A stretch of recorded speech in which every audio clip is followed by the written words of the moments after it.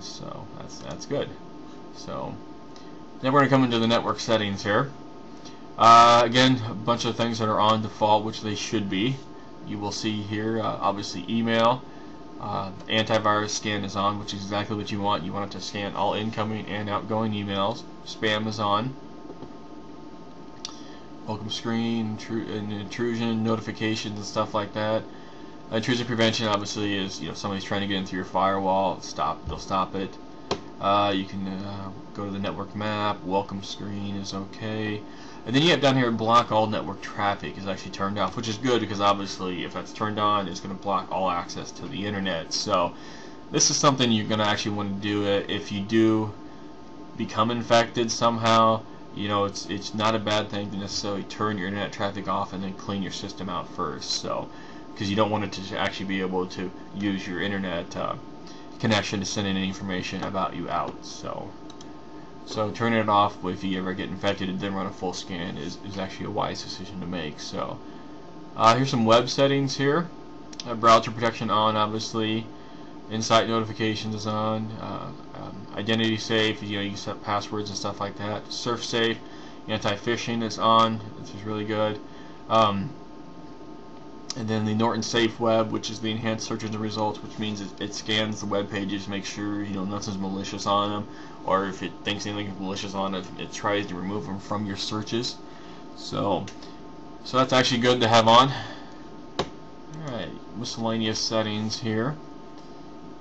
You can, we looked at this CPU here. You can actually turn that off. I actually kind of like it, so I'm going to go ahead and leave it on. Performance monitoring is on. Community watch is on, which is nice. Which is the the sending the packets of information back to Norton. Product security, non-admin access to the settings is off. That's all kind of depending on what you want to do. If you're going to set up different profiles on the computer for kids and stuff like that, and you don't want them to come in here and modify your settings, you're going to want to turn that on. It's the same way down here for setting password protection. You can turn that on and limit the access here. Silent mode is turned off. You can turn it on if you want. It'll run a little bit quicker, but we haven't seen a significant increase in that in overall performance when we've turned that on. Alright, now we're going to go down to the last thing, and probably what we consider the weakest part of this entire security suite: parental and privacy controls. And unfortunately, by default, Norton, I don't know why, they don't actually make this part of the application itself. If you want to install them, you click here to install, and then it's going to launch Internet Explorer here in just a second. And then it's going to take you out to their website here. So, and here's the website it takes you to. It is a secure site and everything. But what you have to do is you click on Get Started, and then you got to fill all this information out to actually set everything up. That's just our bar here. And I hate to say it, but we don't like this at all. There's no reason why they could not build this in the security suite. We've looked at Kaspersky, built directly in it. F-Secure, built directly in it. And for some reason, Norton wants you to come out, set a new site, and this is supposed to be like a $60 value and stuff like that. And hate to say it, but we really don't like this at all. I mean, it should be built into the application as the other ones were, quick and easy, not this go out to the website, create another account, do all of this stuff, and then set it up. In fact, we're not even going to do it because it just actually really annoys us. So, alright, and then we go to the network here, vulnerability protection here, and then it's going to look through. These are programs with known vulnerabilities and stuff like that. So then what it says now, these are actually now protected, so we don't really have anything on this computer right now. But if you were to install like iTunes, and everybody generally seems to have Adobe Acrobat and knows about some of the flaws, then it's going to help protect those. So the network security map is kind of a neat little functionality. what it'll do is it'll scan your network here and look up your computer name, look up your IP address, and make sure that you're actually secure on your network. We got a wireless one running here, and so we're going to let this run real quick and show you what that looks like. Alright, so the Norton Insight application ratings actually come up now, and you can see these are all exe files that are going to want to come in and out of your computer basically, and they're all trusted. The reason is because these are all known programs that Symantec is very familiar with, and other programs people have submitted say, hey, we know this is a good program. So let's see, we used to be, let's see if they actually got Firefox in here. Nope. So we're going to check for a specific file here. We want to add Firefox up here. So C drive, program files, there's all Firefox. There we go. We want to add this file. And you'll see it in here, many users mature, Norton trusted, and that's what we want. So,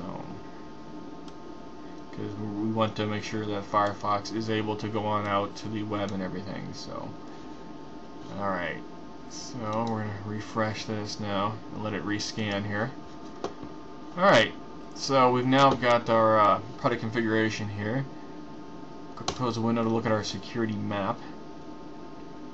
We'll have this pop up here, and here it is, just network security overview. It does tell us, you know, if this is what it's going to look like. It says wireless network secure. But basically, you know, it tells us the device name. Obviously, like I said, we are using a virtual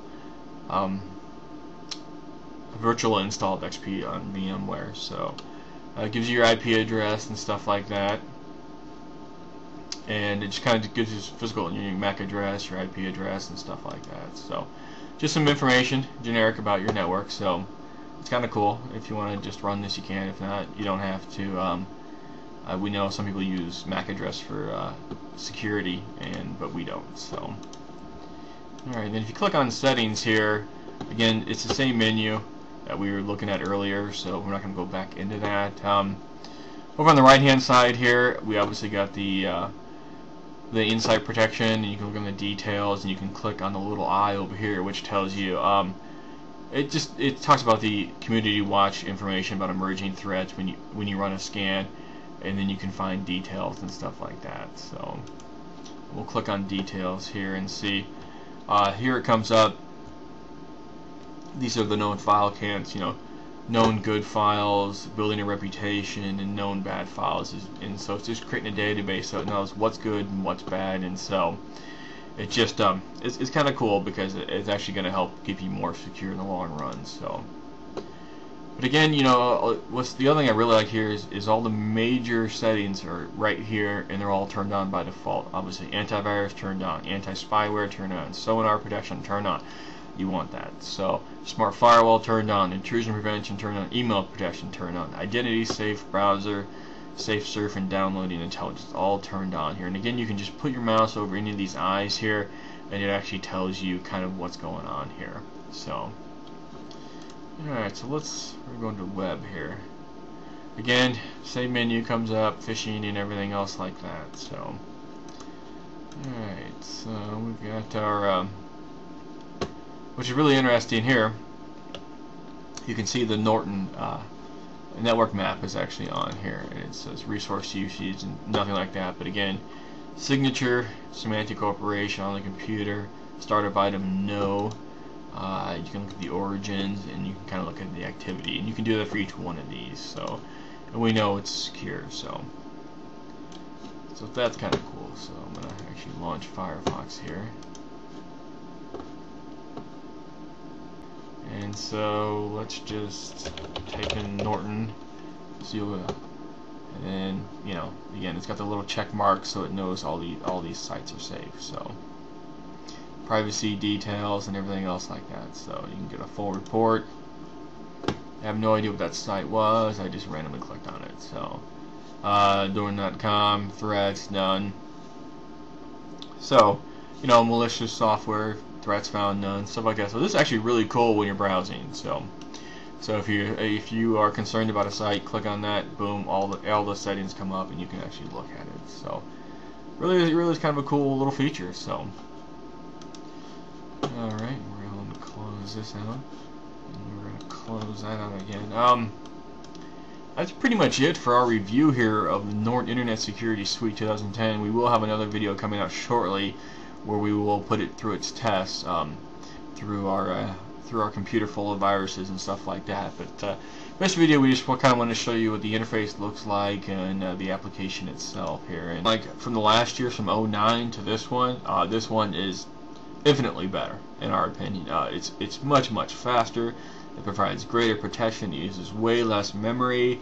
It's got a much better looking interface. We like the auto functionality on it, and everything else like that. So, you know, if you're in the market for an Internet Security Suite, this one is definitely one to check out. So again, this is Scott from InternetSafetyCenter.com. You can head out to the site. We do have a full